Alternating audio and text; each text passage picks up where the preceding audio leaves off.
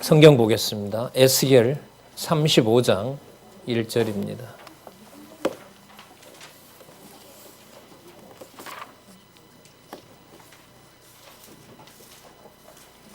에스겔 35장 1절입니다.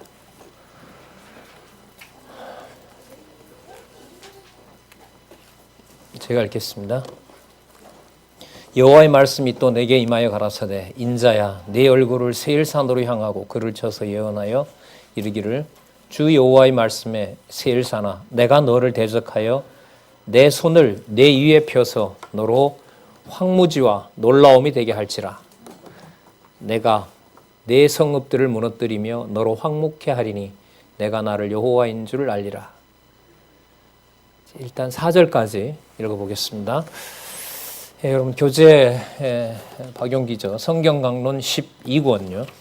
6121페이지에 보시면 지금 읽었던 에스겔 35장 1절부터 37장 마지막 절까지 요약이 나와 있습니다. 37장 28절까지 세일을 치신 후에 회복한다 이렇게 나타나 있습니다. 세일을 친 이유가 뭐냐 하면 목적이 회복에 대한 징조인 겁니다. 남의 나라가 망하는 것이 나의 회복이 되는 증거가 된다는 거죠. 여러분 우리가 25장부터 에스겔 전체 중에 절반에 해당하는 모으심에 대한 내용을 지금 살펴보고 있습니다. 그 25장에서부터 먼저 오늘까지 아마 이 부분 갈 것 같은데 39장까지 내용은 뭐냐면 이방 백성들, 그러니까 북쪽 이스라엘까지도 좀 사실 포함해요. 뒤에 가면 특히 이제 남쪽 유다를 괴롭히거나 남쪽 유다가 그 패망 당하는 걸 보고 박수치고 좋아했던 세력들을 하나님께서 지금 다 망하게 하시겠다는 약속을 해주세요. 그게 무슨 증거냐 하면 바로 그 회복에 대한 모으심에 대한 그 징조가 되는 겁니다. 그리고 오늘 미리 말씀을 드리면 오늘 놀라운 말씀들이 나타납니다. 그 하나님께서 예를 들면 나중에 여러분들 사도행전 1장 8절에 가면 예루살렘과 온 유대와 사마리아와 땅끝이라고 했을 때 그게 네 군데를 말할까요? 아니면 전체를 말하는 걸까요? 그러니까 분리된다는 걸까요? 분리되지 않는다는 걸까요? 그러면 하나가 된다 이 말이잖아요. 나중에 그 에베소서 1장 1절 마지막 절에 가면 만물 위에 교회가 있고 교회 위에 그리스도가 머리 되신다 그러잖아요. 그렇죠? 그런 말로 보면 그런 그 설명 방식으로 보면 여러 가지가 아닌 거예요. 하나가 된다는 겁니다. 오늘 말씀 중에 보면 예루살렘과 그 이미 망한 북쪽 이스라엘 있죠. 남쪽 유다 이전에 북쪽 이스라엘이 먼저 멸망하잖아요. 이 글을 기록한 어떤 시점으로 보면 북쪽 이스라엘을 망한 지 이미 200년이 지났어요. 그 흔적이 없는 거죠. 그런데 북쪽 이스라엘을 모아준다는 말씀이 나와요. 남쪽 유다도 모아준다고 얘기를 하고 있고요. 그 징조가 여러분들 지금 말씀드린 대로 바로 세일과 또 하나 살펴볼 것인데 마곡입니다. 그럼 세일은 잘 아시는 대로 그 누구죠? 에서 맞죠? 에서 야곱의 그 형이었던 뭐 혈통으로 보면 형이었잖아요. 그 에돔의 후예들입니다. 그러니까 아주 그 교묘한 자들이죠. 그리고 명석하고요. 그 욥의 친구들과 욥이 이 여기에서 살던 사람이라고 보통 알려져 있습니다. 언변에 능하고요. 아주 그 요새처럼 자기네 성 관리를 잘하고 하는 이 세일이 나중에 예루살렘이 멸망할 때 아주 못된 짓을 합니다. 그 도망치는 남쪽 유다 백성들을 잡아다가 블레셋 바닷가의 해적들한테 팔아먹어요. 그 인신매매를 하죠. 그 예를 들면 에서와 야곱의 잘 지냈던 관계로 생각을 하면 참 진짜 조금 의지하려고 했는데 물론 하나님 하시는 일입니다. 이것도 조금 의지하려고 했는데 잡아서 오히려 인신매매를 해버리니까 아주 사악한 집단인 거죠. 그 다음에 여러분들 세일 다음에 마곡이 나오는데 마곡은 야벳의 둘째 아들입니다. 꽤 오래됐죠. 그러니까 셈의 그 셈족 중에서 예를 들면 에돔, 세일요. 세일에 사는 에돔 족속들하고요. 마곡은 이게 나중에 그 계시록에 가서도 사실 나타나는데 계시록 20장에 가서 그 짐승권세와 음녀권세를 칠 때 다 그때 쳐버리는 세력이긴 한데 쉽게 말하면 여러분 야벳 족속 중에서 저기 북방에 있는 세계사로 보면 여러분 이 마곡 족속을 아주 잔인하고 덩치가 크고 아주 잔인하고 무식한 그런 자들을 보통 마곡이라고 하는데 크게 뭐 전쟁 어떤 능하지는 않지만 무서운 족속들 이렇게 보통 거론을 하거든요. 그러니까 야벳 족속이에요, 쉽게 말하면. 여러분 알고 계시고 이 저자도 그 노아의 언약을 얘기합니다만은 셈의 하나님의 찬송과 함께 셈이 하나님 여호와를 찬송하게 되고 야벳이 셈의 장막에 거하게 되고 그 다음에 함은 야벳에 거하면서 그 함에게도 종이 되고 야벳에게도 종이 되는 그런 세계사의 역사 판도가 있습니다. 여러분 그 자체가 중요한 게 아니라요. 그걸 하나님께서 어떻게 이루어 가시느냐 하면 메시아가 오셔서 메시아께서 모든 나라의 택한 백성, 자손들, 그 다음에 땅들, 당신이 통치자가 되는 구도를 하나님께서 에스겔서 후반부부터 사실 예언을 하고 계세요.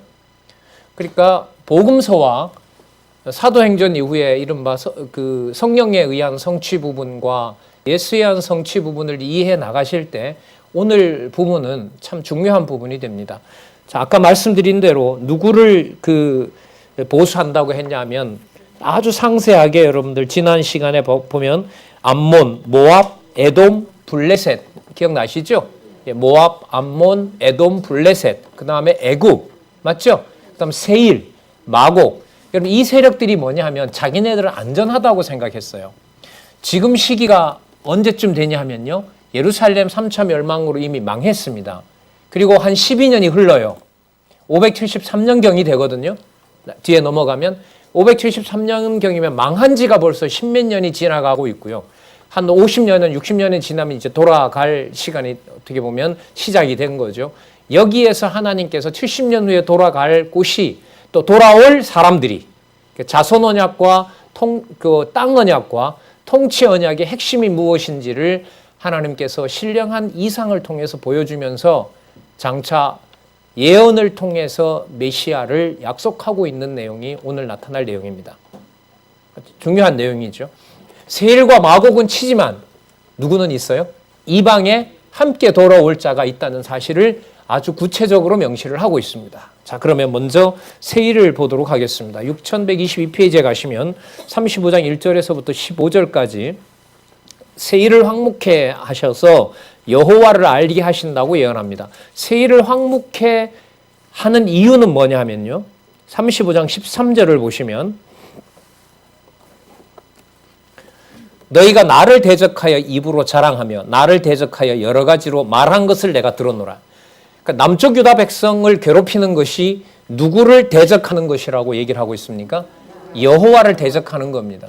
여러분 이 지상에서 하나님의 택한 백성들이 함께하는 교회에 대한 대적은요. 그 본질이 하나님에 대한 대적입니다. 뭐 어느 정도 알고 모르건 우리는 잘 모르지만은요.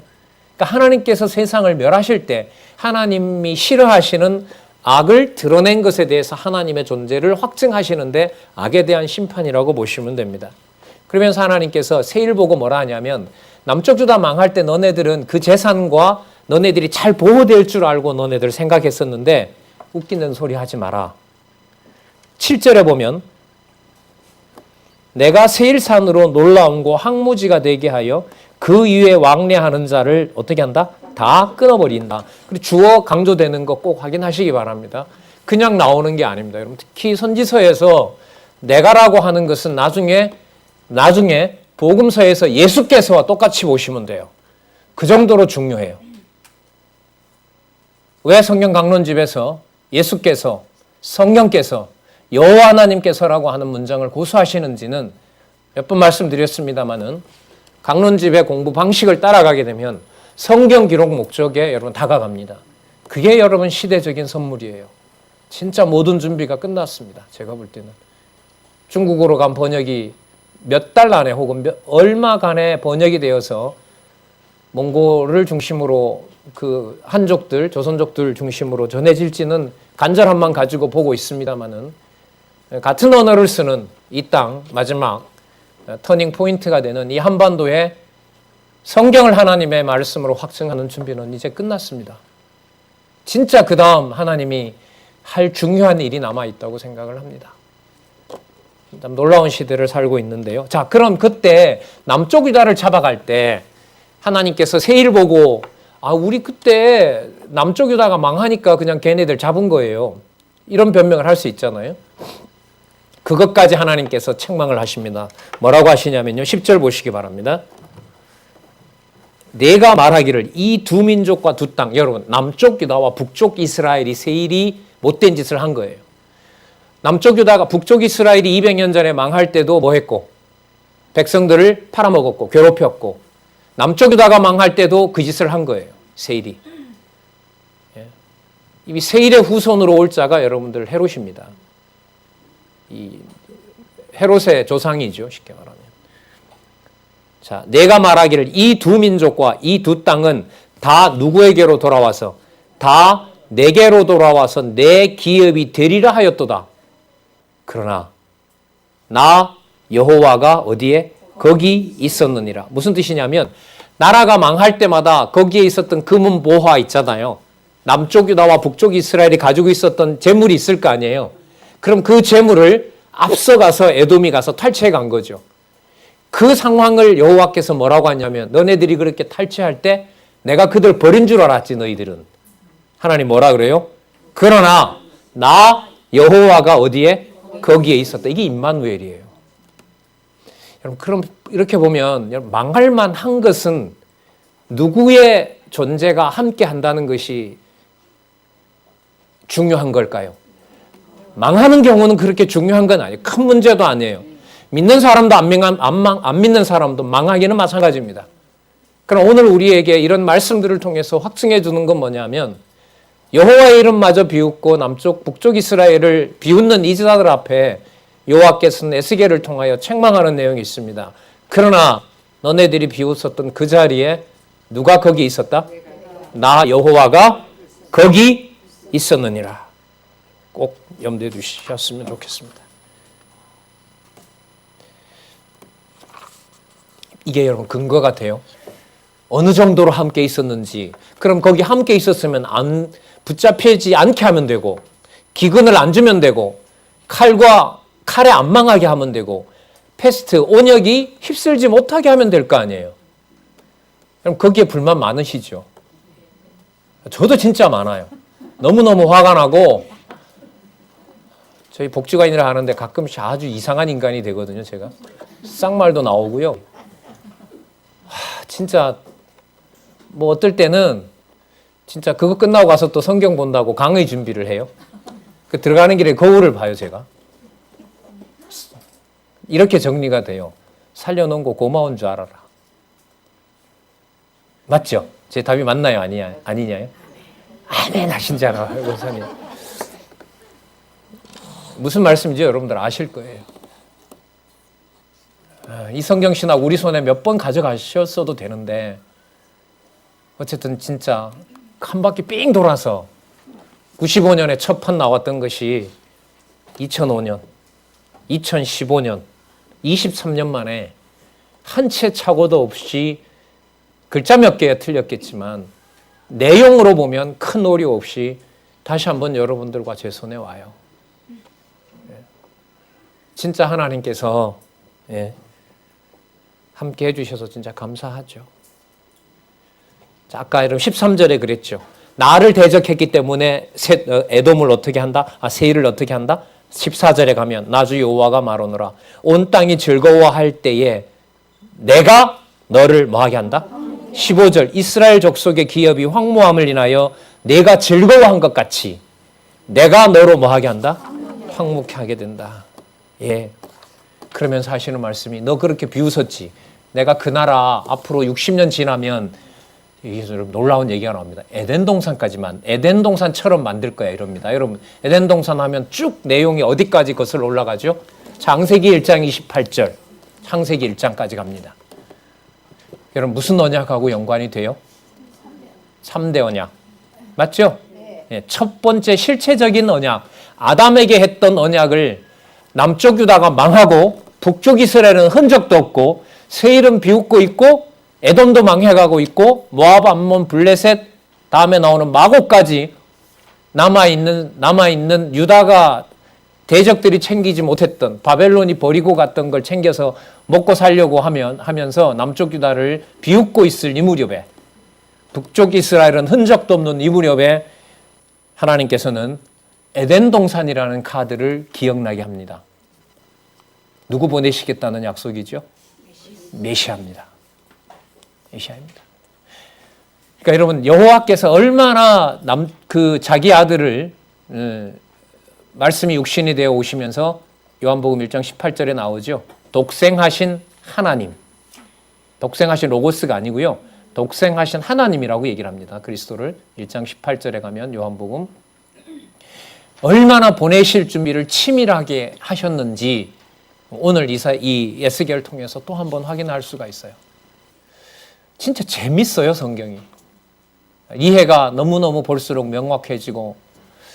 자, 그래서 36장 1절에서부터 18절 요약이 잘 돼 있거든요. 보수해서 회복해 하심으로 누구를 알게 하신다? 예. 이렇게 좀 길게 정리를 제가 다시 해봤어요. 이렇게 돼요. 이미 불에 타버리고 또 불타는 예루살렘을 보게 했잖아요. 맞죠? 그리고 그걸 누가 이루신다고 계속해서 알려줘요? 여호와께서 하신다고 알려주시죠? 그 여호와 이름 계속 기억나게 하잖아요. 그 다음에 그럼 어느 정도까지 보존해 주시려고 합니까? 아니, 어느 정도로 회복해 주시려고 합니까? 라고 질문을 던질 수 있잖아요. 네, 그랬을 때 여러분, 에덴 동산처럼 그렇게 하겠다 내가. 거기에 그런데 이미 200년 전에 망한 북쪽 이스라엘도 들어온다. 그리고 다른 사람도 온다. 예. 그래서 무슨 준비가 되는 거죠? 메시아와 성령께서 오셔서 이루실 신약 전체 내용, 그리스도 성취에 대한 완벽한 여러분 구도를 여기서 이루시게 됩니다. 자, 오늘 또 하나. 여러분, 선지서가 양분되어 있죠. 맞죠? 분명한 사실은 여호와께서 때리고 싸매시는 거예요. 맞죠? 패망시키고 회복시켜요. 여러분, 이게 나중이에요. 예수께서 오셔서 하시는 예수에 의한 성취 부분하고요, 복음서 내용하고요, 성령께서 오셔서 교회를 설립해서 승리하시는 기록이 계시록까지 되어 있잖아요.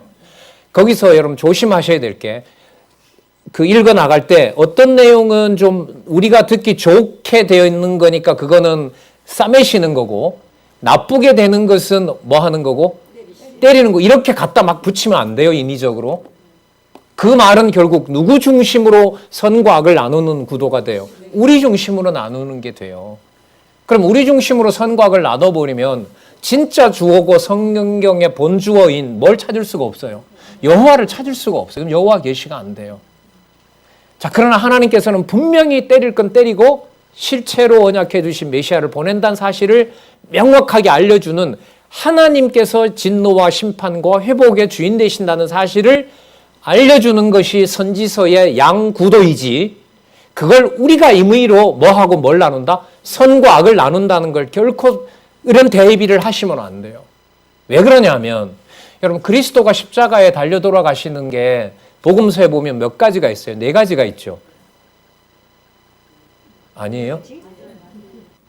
십자가 사건이 복음서에 4번 나오잖아요. 마태만 나오잖아요.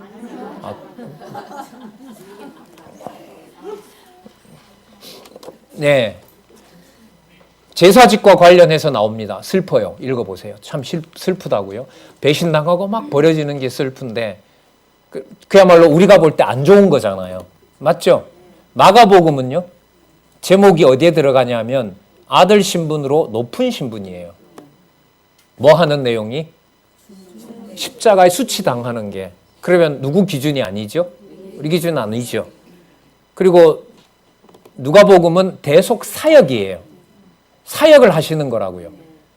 후려침을 당하고 있고 강도들에게 비웃음을 받고 있지만 십자가상에서 아무것도 할 게 없잖아요. 뭘 할 수 있겠어요? 못 박혀서. 맞죠? 그러나 성경은 누가복음은 그걸 뭐라고 하죠? 예, 대속사역이라고 말해요. 요한복음은요? 아버지께 속하니까 아버지께 가는 과정이라는 거예요. 우리가 갈 때는 KTX나 예? 프랑스의 요즘은 한물 같지만 프랑스의 유명한 뭐 떼제베예요. 비행기, 예. 콩코드, 뭐 지금 한물 같습니다만 그런 거 타고 빨리 저기 운하로 들어가셔야 되잖아요. 아니에요, 그게 아니에요. 그래서 여기서 말씀드리는 거 때리는 건 별로고 싸매는 건 좋고 이런 구조로 맞추면 인간 중심으로 가요. 누구에게 맞추셔야 된다? 누구에게? 장차 보내실 메시아와. 그럼 성령께서 오셔서 뭘 하시죠? 말씀으로 교회를 세우시죠. 그러니까 여러분 교회 양육에서 순교당하는 건 나쁜 거고 순교당하지 않고 살아남은 건 좋은 거고 그런 구도가 돼요? 안 돼요? 안 돼요. 그러니까 성경을 모르고는 교회 생활의 좋고 나쁨을 몰라요. 알 수가 없어요. 이게 완성됐다는 거예요. 이게. 그리고 누구에게 명령을 못하게 해요. 그럼 성령이 뭐하러 오셨게요? 시공간을 왜 초월하게 하시고요? 여러분 명령을 하지 않는데 국가가 돌아가요. 여러분 나라에 법이 없는데 나라가 돌아갈 수 있을까요? 없을까요? 여러분 통치자가 없는데 여러분 통치자가 없고 여러분 도지사가 없고 도지사라든지 밑에 있는 관리들이 없는데 도가 돌아갈까요? 안 돌아갈까요? 안 돌아가죠. 근데 성경은 돌아가요. 명령하는 사람이 없는데. 그게 성령에 의한 성취예요. 그게 체제개혁의 본질이고 성경 강론 읽고는 이걸 또 한 번 확증해줘요. 창세전 여호와 하나님께서 언약하신 대로 하나님 살아계신 증거라는 사실을 다시 한번 확증해주는 일이 우리에게 벌어지는 거죠. 이게 사건입니다. 자, 그러면 보수해 회복해 하심으로 여호와를 알게 하심을 예언한다라는 말씀을 이제 알려주시는데 36장 1절에 보면 인자야 너는 어디에 예언하여 이르라 그러죠? 이스라엘 산들이요. 이스라엘 산이 어느 나라 산일까요? 이제 가면 남쪽 북쪽 다 해당되고요. 골짜기에 썩어서 이제는 뼈가 누구 뼈인지도 모르는 그 황량한 골짜기에 버려진 바로 거기에 녹아가고 있는 뼈를 보면서 나중에 이게 지금 36장이잖아요. 37장에 가면 아까 좀 이따 나오네요. 뭐 같이 만들어주시겠다? 에덴 동산처럼 만들어주시겠다. 그거 한번 확인해 보도록 할게요. 5절에 보시면 주 여호와의 말씀에 내가 진실로 내 맹렬한 투기로 남아있는 이방인과 에돔 온 땅을 쳐서 말하였나니 이는 그들이 심히 즐거워하는 마음과 멸시하는 심령으로 내 땅을 빼앗아 노략하여 자기 소유로 삼았기 때문에 그렇다. 내가 가만두지는 않는다는 거죠. 17절 그러므로 주 여호와의 말씀에 누가 맹세하였은즉 36장 7절요. 그러므로 주 여호와의 말씀에 내가 맹세하였은즉 너희 사면에 있는 이방인이 자기 수욕을 정령 당하리라. 9절 내가 돌이켜 너와 함께 하리니 사람이 너희를 갈고 심을 것이며 10절 내가 또 사람을 너희 위에 많게 하리니 이들은 누구라? 자, 여기 체크 한번 하시고요. 이스라엘 온 족속입니다. 여러분 북쪽 이스라엘은 망해서 이제 흔적도 없고 남쪽 유다는 지금 어디에가 잡혀 있고 남쪽 유다에 잡혀 있는데 여기서 무슨 온 족속을 모아요? 하나님께서 이 방법을 하나님이 하신다는 것을 설명하시면서 말씀하세요. 여러분 11절 눈여겨보세요. 뭔 일이 나오는가? 내가 너희 위에 사람과 짐승으로 많게 하되 생육이 중다하고 번성하게 할 것이라. 몇 장 몇 절? 올라가고 올라가면 창세기 1장 28절. 생물의 번역은 그 앞에서부터 1장 25절에 이미 나오죠. 그러면 에덴 동산 나올만 하죠? 맞죠? 예, 그게 나중에 35절에 가면 나와요. 자, 너희의 전 지위대로 11절 내가 너희 위에 사람과 짐승으로 많게 하되 생육이 중다하고 번성하게 할 것이라. 너희 전 지위대로 그 전에 있었던 지위대로 무엇이 거하게 하여 사람이 거하게 하여 너희를 처음보다 낮게 대접하리니 너희가 나를 누군 줄 여호와인 줄을 아니라. 여러분 지난번에 기억나시는지 모르겠네요. 34장 마지막 절에 보면 내 양 곧 내 초장의 양 너희는 무엇이요? 사람이요 나는 너희 하나님이라. 나 주 여호와가 말하노라. 제가 그때 아담이라고 말씀하셨죠. 자, 오늘 아담 어디에 살았던 시조? 에덴 동산. 여기에서 앞으로 보실 때요, 온 이스라엘이라는 말도 나오는데 사람이라고 번역되는 낱말이 지금부터 나옵니다. 사람이라는 말이. 그럼 여기서 사람은 남쪽 유다나 북쪽 이스라엘에만 한정되는 개념이 아니에요. 그래서 눈여겨보시기 바랍니다. 이게 이제 히브리어로 찾으면 아담이라고 나와 있어요. 그걸 우리는 사람이라고 번역을 한 거죠. 또 하나. 아담을 지금부터는 분리하지 않습니다. 이제 곧 나오는데요. 다윗왕도 나오고, 이 다윗왕이 여러분 고유명사잖아요. 맞죠? 다윗왕을 보낸다라는 게 여러분들 고유명사로 쓰면 이해가 안 되죠. 왜? 누구를 다시 불러내야 되니까. 다윗을 불러내야 될 거 아니에요. 여기서 다윗은 여러분 고유명사가 아니고요, 다윗 왕과 택한 백성을 말합니다. 온 이스라엘에 대한 그야말로 뭐라 그래야 될까요? 보통 명사의 의미를 갖는 고유명사가 돼요. 그게 바뀌어 나갑니다. 그 말은 혈통을 넘어서서 실체로 가고 있다는 증거가 되죠. 자, 그럼 더 확인해 볼게요. 20절. 그들이 이른바 그 열국에서, 죄송합니다. 12절. 내가 사람으로 너희 위에 행하게 하리니 그들은 내 백성 뭐가 되리라? 이스라엘이라. 그들은 너를 얻고 너는 그 기업이 되어 다시는 그들로 자식을 잃어버리지 않게 하리라. 21절. 그러나 20절. 그들이 이른바 그 열국에서 내 거룩한 이름이 그들로 인하여 두려워졌나니 곧 사람들이 그들을 가리켜 이르기를 이들은 여호와의 백성이라도 여호와의 땅에서 떠난 자라 하였음이라. 21절 반전되는 접속사가 나옵니다. 그러나, 그러니까 망하게 했으나, 그러나 이스라엘 족속이 들어간 그 열국에서 더럽힌 내 거룩한 이름을 누가 아꼈다? 여호와 이름 누가 관리하신다고요? 여호와가 관리해요. 우리가 영광 못 높여요. 안 높이는 게 아니고. 여호와 이름 관리 여호와가 하세요. 누구의 방법으로? 여호와의 방법으로. 그러므로 너는 이스라엘 족속에게 이르기를 주 여호와의 말씀에 이스라엘 족속아 내가 이렇게 행함은 너희를 위함이 아니요. 여러분 진짜 이게 여러분들 계시라는 말이 이거예요. 여호와 계시라는 말이 인간을 위한 게 아니에요. 궁극적인 목적이. 내가 이렇게 행함은 너희를 위함이 아니요. 너희가 들어간 그 열국에서 더럽혀진 나의 거룩한 이름을 위함이라. 열국 가운데 더럽힘을 받은 이름 곧 너희가 그들 중에 더럽힌 나의 큰 이름을 누가 거룩하게 할지라?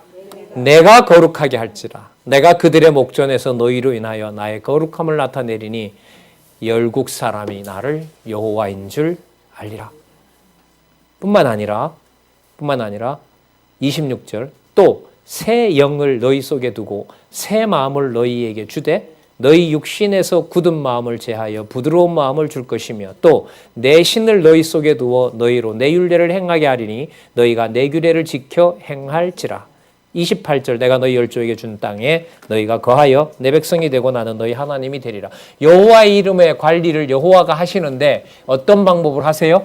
여호와의 신을 자기 백성에게 주니까 과거처럼 자기 하나님을 자기 여호와를 버린다 안 버린다? 안 버리게 된다. 그게 심으실 내용에 대한 내용입니다. 도대체 뭘 어떻게 하시려고 하시는 것인지. 32절 나 주 여호와가 말하노라. 내가 이렇게 행함은 또 나와요. 내가 이렇게 행함은 너희를 위함이 아닌 줄 너희가 알리라. 33절 나 주 여호와가 말하노라. 내가 너희를 모든 죄악에서 정결케 하는 날에 성읍들의 사람이 거하게 되고 황폐한 것이 건축되게 할 것인즉 전에는 지나가는 자의 눈에 황무하게 보였던 그 황무한 땅이 장차 기경이 될지라. 녹토가 되는 거죠. 사람이 이르기를 이 땅이 황무하더니 이제는 뭐같이 되었고 에덴 동산 같이 되었고 황량하고 적막한 무너진 성읍들의 성벽과 거민이 있다 하리니 너희 사면에 남은 이방 사람이 나 여호와가 무너진 곳을 건축하며. 누가 건축한다고요? 에이, 그래, 무조건 또 여호와로 가시지 말고 36절 너희 사면에 남은 이방 사람이 나 여호와가 무너진 곳을 건축하며 황무한 자리에 심은 줄 맞네요. 알게 되리라. 그러니까 이방 사람들이 알게 된다는 거죠. 그리고 뒤에 가면 이제 동참도 하게 됩니다. 37절 나 주 여호와가 말하노라. 내가 이렇게 내 이름을 관리하고 내 신을 내가 부어주고, 자, 그러면서 좋은 말씀이 있습니다. 부어주면 그냥 내 멋대로 살면 되죠? 아니요. 성경은 아니에요. 그 정도면 다 된 것 같은데 여호와께서 얼마나 치밀하신지. 나주 여호와가 말하노라. 그래도, 여러분 그래도는 뭐냐면요, 계속해서 여전히 또 이런 말이에요. 그래도라는 말이 반대가 아니고 나머지 여전히 또 뭘 해야 되느냐. 이스라엘 족속이 이와 같이 자기들에게 이루어주기를 내게 뭐 해야 된다? 구하여야 할지라. 이게 여러분 약속이에요. 새 영을 주셔가지고요, 이제는 하나님 됐습니다가 아니에요. 기도할 마음도 주신다는 거예요.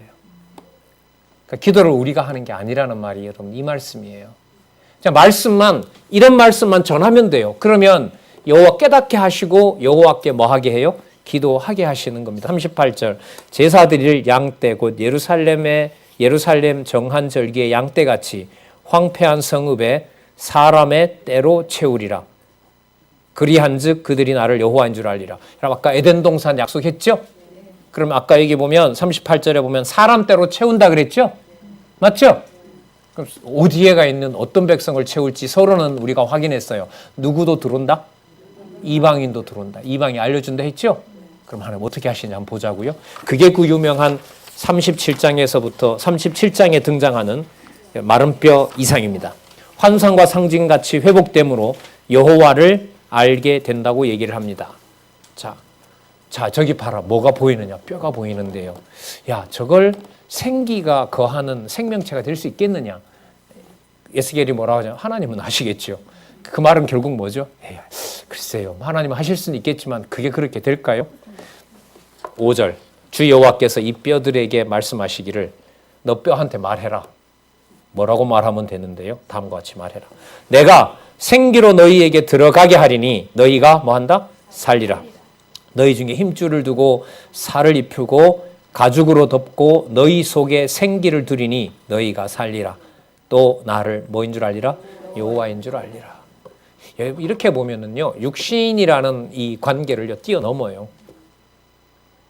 그러니까 이 사람들이 나타나서 하나님의 택한 백성의 어떤 실체적 언약을 확증해 준다는 거잖아요. 보이지 않고 다 사라진 것 같고 그냥 우리 눈에는 그렇고 그런 백성들처럼 보이지만 여호와께서 준비하시는 하나님의 나라 에덴 동산에서 둘 자기 백성들은 하나님이 관리를 하시는 겁니다. 그래서 약속한 대로 8절에 보면은요, 시켰기 때문에 에스겔이 말을 했어요. 자, 했더니까 어떤 일이 7절에 보면 이에 내가 명을 쫓아 대언하니, 그러니까 대언의 영인 거죠. 가서 대신 얘기했어요. 자, 근데 뼈들이 막 들어맞고요. 7절에. 8절에 보니까 그 뼈에 뭐가 생겨? 힘줄 생기고요. 살이 오르고요. 가죽이 덮이고, 근데 생기는 아직 없었어요. 9절에 또 내게 이르시되 인자여 너는 생기를 향하여 대언하라. 생기에 대언하여 이르기를 주 여호와의 말씀에 생기야. 사방에서부터 와서 이 사망을 당한 자에게 붙어서 뭐 하라? 살게 하라. 자, 생기가 들어갔어요. 자, 10절 보세요. 이에 내가 그 명대로 대언하였더니 생기가 그들에게 들어가매 그들이 곧 살아나서 서는데 극히 큰 군대라. 군대라는 개념이 언제 나오죠? 그때 언제요? 그때 나왔는데 기억이 안 나신다고요? 출애굽 시킬 때. 참고로 여러분 하나 적어 놔 보시면요. 출애굽기 12장 41절에 보면 여호와의 군대라고 부릅니다. 오합지졸 같은 출애굽한 백성들을 여호와께서는 여호와의 군대라고 불러요. 메모해 놓으시면 900년 전입니다. 900년 전에 여호와의 군대라고 불렀습니다. 그 군대가 나와서 나라를 세웠는데 다 망하고 뼈로 남아 있는 거예요. 그럼 누가 보더라도 뭐는 끝난 거죠? 여호와의 자손 언약은 끝난 거죠. 우리가 볼 때 절망이죠. 마른 뼈가 붙어요. 이거는 인간의 능력으로 할 수 없다는 사실이죠. 극히 큰 군대라. 그 다음 11절 또 내게 이르시되 인자야 이 뼈들은 이스라엘 온 족속이라. 모든 족속이라. 자, 그럼 이스라엘 족속이 누군지 한번 볼게요. 14절 내가 또 내 신을 너희 속에 두어 너희로 살게 하고 내가 또 너희를 고토에 거하게 하리니 나 여호와가 이 일을 말하고 이른 줄을 너희가 알리라. 여러분들 그냥 생기로 만들어 놓은 게 아니라 보존도 누가 하세요? 여호와가 해요. 뭘 주시니까? 새 신을 주니까. 여러분, 성경이 생명의 말씀 맞아요? 아침에 이렇게 일어나거나 뭔 시간이 빨리 확보돼서 성경 읽고 싶은 마음이 드시죠? 그럴 때가 있어요, 권사님? 저는 제가 감사한 게요. 저는 안 할 수가 없어요. 강의가 어쨌든 간에 그 다음날 지나면 그 다음날 뭔가가 있기 때문에 할 수밖에 없는데요. 감사한 건요. 보고 싶어요. 왜냐하면 제가 죽겠거든요. 아, 여기서 탁 가는구나. 이것도 느껴요. 예. 아, 여기서 지워버리면 끝나는 거구나. 이런 어떤 느낌이 올 때가 있어요. 그래서 말씀이 그냥 좋아요. 그러니까 들어도 되는데 눈으로 가서 몇 장 몇 절에 뭐가 있는지를 확인하고 싶어요. 의심이 많아서 그런지는 몰라도 여러분들은 믿음이 좋으셔서 딱 들으면 되는데 전 아니에요. 저는 가서 몇 장 몇 절을 꼭 확인하고 싶어요. 예. 여러분보다 제가 더 힘들잖아요. 이런 면에서. 맞죠? 여러분들 다 듣고 다 말씀 보고 싶게 해주는 거 이거 진짜 하나님 감사한 거죠. 그래서 오늘도 우리 교회 학교 활동을 저렇게 하지만은 좀 진짜 바람은 어려서부터 주일날 모여서 이제 각달 다 각각 다른 곳에 있으니까 이곳저곳 벤치에서 주중에 봤던 말씀을 가지고 아, 형 지난주 진짜 그 말씀 형 나 힘들었어. 근데 형 또 보니까 무슨 마른 뼈를 가지고 막 만들어. 그럼 인간은 도대체 뭐야? 뭐 이런 질문들요. 꼭 무슨 대학이나 꼭 심각한 질문을 던져주는 교수가 있어서가 아니라 성령께서 우리의 보혜사가 되시기 때문에 자, 아까 생기를 만드셨죠? 보존 누가 하신다 그랬어요? 여호와 하시잖아요. 그러니까 여러분 이게 우리로 말하면 우리가 지금 2000년도에 살고 있으니까 메시아 오시 우리에게 전해지기 전 벌써 2000년, 2700여 년 전에 2500년 전에 성령께서 오셔서 자기 백성을 유대인의 문화와는 전혀 다른 자기 백성들을 어떻게 관리할 것인지 한글로 된 번역으로 그 말씀을 점점 읽고 싶어지게 만들어 놓고 그 말씀을 점점 보게 만든다는 것이 얼마나 감사한지를 모르겠습니다. 자, 아까 온 이스라엘이라 그랬죠. 그러면 망할 때야 따로따로 망했지만 모을 때는 어떻게 해야 될까요? 하나로 모으셔야겠죠. 15절 여호와의 말씀이 또 내게 임하여 가라사대 인자여 너는 막대기 하나를 취하여 그 위에 유다와 그 짝 이스라엘 자손 이 남쪽 유다죠. 그 다음에 또 다른 하나를 취하여 그 위에 에브라임 막대기 곧 요셉과 그 짝 온 이스라엘 족속. 여러분 에브라임이 장자거든요. 그러니까 북쪽 이스라엘을 부를 때 에브라임 지파라고 대표해서 부릅니다. 왜냐하면 요셉의 아들 에브라임이 복을 받잖아요. 야곱한테. 그래서 장자는 에브라임이에요. 그래서 여로보암이 좀 죄송합니다만 이 인간이 에브라임 지파예요. 왜? 반란의 앞장을 서죠. 그러니까 사람들이 장자기 때문에 에브라임의 후손이었던 여로보암이 가자라고 하니까 전부 북쪽으로 갈 수 있었던 거예요. 현상적으로 보면. 그러니까 남쪽 유다는 왕족이고요.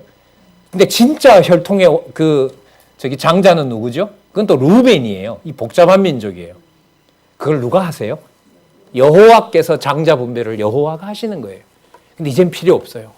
이제는 진짜 여러분 이 모으시는 이 내용을 보면 자 그러니까 유다와 그 짝 이스라엘 자손 에브라임의 막대기 곧 요셉과 그 짝 온 이스라엘 17절 보세요. 온 족속이라 쓰고 그 막대기들을 서로 뭐하여 연합하여 하나가 되게 하라. 내 손에는 둘이 하나가 되리라. 여러분 그러면 그리스도가 오셔서 유다에서 사역한 것이 아니고 저기 스불론과 납달리 땅에서부터 사역하신 줄 아시겠죠? 뭐 하려 하시려고? 유다와 그 짝 이스라엘 자손과 에브라임의 막대기 요셉과 그 짝 이스라엘 족속. 유다와 함께 하는 것도 이스라엘 자손이고 맞죠? 에브라임과 함께 하는 것도 누구의 자손이죠? 이스라엘 자손이라고 여기 17절에 나와 있죠. 아니 17절에 나와 있죠. 그 막대기들을 서로 연합하여 하나가 되게 하라. 내 손에서 둘이 뭐가 되리라?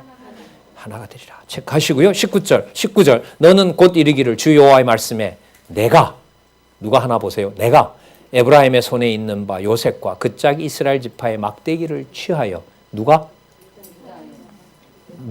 내가 유다의 막대기에 붙여서, 이렇게 정확해요. 한 막대기가 되게 한즉 내 손에서 뭐가 되리라? 하나가 되리라. 이게 여러분 에베소서라든지 예수님의 어떤 복음 사역에서 그 이방 땅이나 또 여러분 이런 거 있잖아요. 예수께서 나와 가르치니 온 무리가 따르더라, 이런 거 있잖아요. 그게 복음서에 많이 나오거든요. 그럴 땐 앞으로 이게 선지서에 이토록 하나님이 공들였던 사역이 누구를 통하여? 메시아를 통하여 이루어지는구나. 그것만 연상되면 선지서에 전달하려는 제 목적은 이루어집니다. 전 그걸 바라고 여러분들에게 지금 말씀을 드리거든요. 네. 자, 그래서 22절. 그러면 왕도 이제는 따로 분리 안 되겠죠. 각각 나누어져서 다 망했는데 이제는 아닐 거 아니에요.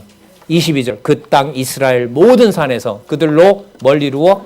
한 나라를 이루어 한 임금이 모두 다스리게 할지니 그들이 다시는 두 민족이 되지 아니하며 두 나라로 나누지 아니하리라. 앞으로 한 60년 이 기록으로 보면, 내용으로 보면 70년 이후에 돌아와서 하나의 나라로 모아가실 것에 대한 예표로서의 모형과 누가 모으실? 메시아가 오셔서 모으실 것에 대한 것입니다. 이걸 여러분 그림자로 이해를 해버리면 문자적으로 이건 진짜 곤란해져요. 복음서로 진입이 안 돼요. 24절. 내 종 다윗이 그들의 왕이 되리니. 여기 보세요. 다윗이 고유명사라면 누가 와야 돼요? 다윗이 다시 와야죠. 근데 아니잖아요. 이른바 스룹바벨이 오지만 스룹바벨은 여러분 왕이 아니에요. 그냥 고레스인 대제국인 페르시아 제국이 가라니까 가는 뿐이지 그게 아니에요. 큰 무슨 왕의 권한이 없어요. 그리고 스룹바벨에서부터 여러분 나중에 예수님 아버지 요셉이 무슨 관리였어요? 그냥 동네 아저씨였죠. 동네 청년이었죠. 그러니까 다윗 왕의 가문이 아닌 거죠. 지금 이 사람들은 이 가문을 기다려요. 경제력과 군사력을 동원할 수 있는 그런 통치자, 그게 아닙니다. 자, 그가 뭘 하느냐? 24절. 내 종 다윗이 그들의 왕이 되리니 그들에게 한 목자가 있을 것이라. 그들이 내 규례를 준행하고 내 율례를 지켜 행하며 내가 내 종 야곱에게 준 땅, 그 열조가 거하던 땅에 그들이 거하되 그들과 그 자손이 영원히 거기 거할 것이요 내 종 다윗이 영원히 그 왕이 되리라. 메시아로 봐야죠. 왜? 아까 에덴 동산 나왔잖아요. 맞죠? 다윗이 에덴 동산 관리한 건 아니잖아요. 그럼 둘째 아담으로 오실 누구에 대한? 메시아에 대한 약속임을 우리가 확인할 수 있죠. 거기 26절에 좀 중요한 개념 나오죠. 내가 그들에게 무슨 언약을 세워서? 화평의 언약을 세워서 영원한 언약이 되게 하고. 그러니까 화평의 영원한 언약이에요. 화평의 언약을 세우게 되면 이게 여러분 화목제의 결과거든요. 그러니까 앞으로 회복될 백성에 대해서는 더 이상 외적인 죄를 가지고 묻는다, 안 묻는다? 안 묻는다는 거죠. 묻지 않게 되니까 여러분들 이방인이 행위와 상관없이 누구 백성이 되는 거예요? 누구 백성이? 하나님의 백성 되는 거죠. 여호와의 백성 되는 거예요. 여러분들과 제 외부적 조건이 여호와를 섬길 만할 수 있는 조건이 있습니까? 전혀 없죠. nothing. 아무것도 없어요. 도저히 불가능해요. 도저히 불가능합니다. 자, 그러나 누가 새롭게 만들어내시니까? 여호와께서 그의 영으로 새롭게 만들어내기 때문에 가능한 겁니다. 27절. 여러분 계속 이어집니다. 화평의 언약을 세워서 영원한 언약이 되게 하고 또 그들을 견고하게 뭐하게 하여? 번성케 하며. 내 성소 체크하시고요. 내 성소를 어디에? 그 가운데 세워서 영원히 이르게 하고. 여러분 예루살렘 성 중간에 뭐가 있습니까? 언덕 위에 성소 있잖아요. 맞죠? 분리가 돼요? 안 돼요? 안 돼요. 이스라엘 백성이 진쳤을 때 중앙에 뭐가 있습니까? 성막이 있었죠. 분리가 돼요? 안 돼요? 안 되죠. 하나님의 교회 분리될까요? 안 될까요? 절대로 되질 않습니다. 보이지 않는다고 함부로 말하고 평가하고. 저는 이게 좀 내 자신의 의의가 강할 때 교회에 대해서 뭐라라고 얘기를 하면 이 좀 순간 이게 좀 제정신이 아니게 되는 그런 경우가 있었습니다. 저 선만큼은 제 기준에서요. 저 선만큼은 건드리지 말아야 되는데 저걸 함부로 말하면 성경신학이 아닌데 보이는 것 가지고 교회의 머리 대신 그리스도를 부정하면 저건 아닌데 그렇게 못 견디겠더라고요. 물론 내가 관리하는 건 물론 아닙니다만은. 자, 여기 보면 뭐와 뭐가 붙어 있어요? 온 이스라엘, 남쪽 쪽 하나, 맞죠? 그 다음에 생육 번성, 에덴 동산이 있고 그 한가운데 뭐가 있어요? 성소, 맞죠? 분리돼요? 안 돼요? 안 돼요. 그래서 에스라, 느헤미야, 에스더에 가면 더러운 백성들이 조금 전에는 벽돌 가지고 성전 짓고 그 벽돌을 가지고 다시 뭘 만들어요? 성소를 보호하는 성곽을 짓는 일이 동시에 일어나게 돼요. 때로는 칼자루를 쥐고 외부도 막아야 되고. 자, 28절에 또 확인됩니다. 27절. 내 처소가 그들의 가운데 있을 것이며 나는 그들의 하나님이 되고 그들은 내 백성이 되리라. 28절 또 나오죠? 내 성소가 영원토록 그들 가운데 있으니, 그 다음 잘 보세요. 누가? 여기서 좀 자연스럽다면요, 여기에 이게 온 이스라엘이 이러면 돼요, 이게. 근데 이게 아닌 거예요. 그럼 아까 말한 그 다윗 왕은 여러분, 우리가 이사야로 가서 살펴보면 무엇 중심의 왕은 아니었어요. 혈통 중심의 왕은 아니었죠. 그럼 여러분, 고레스에 대한 정보가 필요해요, 안 해요? 필요하죠. 이 다윗을 설명할 때 이미 이사야서에 보면 다윗의 뿌리로 온다고 했는데 누구를 얘기를 하고 있어요? 고레스를 지칭하고 있기 때문에 여기서 말하는 다윗을 이사야서에 나타났던 배경 없이 보게 되면 많은 부분을 잃게 된다는 거예요. 그 이사야는 전체로 봐야 된다는 부분이 바로 이런 부분이 한 번만 떠올리면 아주 간단하죠. 이미 이사야서에서 보면 돌아올 다윗 왕 통치자는 누구의 범위를 넘어선다? 혈통의 유대 백성을 넘어서고 이스라엘을 넘어선다는 거. 그러면 여러분들 결과적으로 28절 중간에 보면 열국이 나를 이스라엘을 거룩하게 하는 누군 줄 알리라? 여호와인 줄 알리라라고 얘기를 하십니다. 요 다음에요. 그 다음에 뭐가 나오냐 하면 많이 못 나가겠네요. 38장에 가시면 누구를 멸한다 그러죠? 마곡을 멸한 후에 회복을 얘기를 합니다. 여러분, 마곡은 그야말로 아까 말씀드린 것처럼 야벳의 둘째 아들입니다. 그러니까 셈족이 아니에요. 셈족이 아니에요. 그러니까 택한 백성과 관련해서요, 온 이스라엘에 또 그리고 이 열방이 와서 여호와 이름을 이제 부르게 하시는데 여호와의 성전에 열방도 오는 거예요. 오는데 대적은 대적대로 하나님께서 진멸을 해버립니다. 자, 여기까지 할게요. 6139쪽 가면 한 3분 남았는데 좀 더 하겠습니다.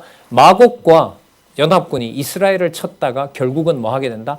망하게 된다고 얘기를 합니다. 자, 여러 나라를 다스리는 이름인 곡이 있습니다. 3절에 이르기를 주 여호와의 말씀에 로스, 메색, 두발왕, 고가 이렇게 나오죠? 곡이 그 사람 이름입니다. 쭉 쳤어요. 이 사람이 여러 나라를. 7절에 보시면 너는 스스로 예비하되 너와 내게 모인 무리들이 다 스스로 예비하고 너는 그들의 왕이 될지어다. 그러니까 하나님 허락하신 거예요. 그래, 너 왕이 되라. 자, 여러 날 후에 말년에 네가 명령을 받고 그 땅 곧 오래 황무하였던 이스라엘 산에 이르니 그 땅 백성은 칼을 벗어나서 열국에서부터 모여 들어오며 이방에서부터 나와서 다 평안히 거하는 중이라. 자, 이게 번역이 뒤에 보면 좀 되어 있거든요. 좀 다시 읽어보면 그 땅 곧 8절에 곧 다음부터 좀 읽어볼게요.